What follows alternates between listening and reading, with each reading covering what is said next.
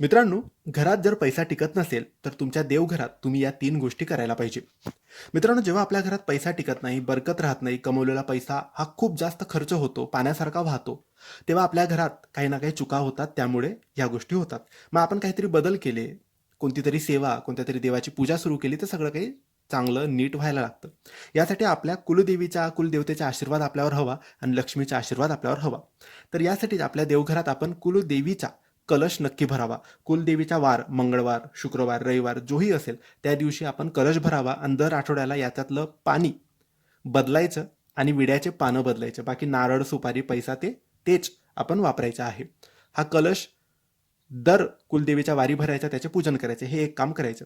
दुसरं काम आहे ते म्हणजे तुम्हाला तुमच्या देवघरात श्रीयंत्राचे स्थापन करायचे आहे. श्रीयंत्र लक्ष्मीचे यंत्र आहे. श्रीयंत्राचे पूजन केल्याने पैसा घरात टिकतो. आणि दुसरं आहे कुबेर यंत्र. कुबेर यंत्र सुद्धा घरात स्थापन केल्याने घरात पैसा बरकत राहते. म्हणून तुम्ही या 3 गोष्टी तुमच्या देवघरात नक्की करा. कुलदेवीचा कलश भरा, श्रीयंत्र स्थापन करा, कुबेर यंत्र स्थापन करा आणि या 3ही गोष्टींची रोज पूजन करा. पैसा टिकेल, बरकत राहील, सुख समृद्धी घरात नांदेल आणि पैसा पाण्यासारखा वाहणार नाही. धन्यवाद. श्री स्वामी समर्थ.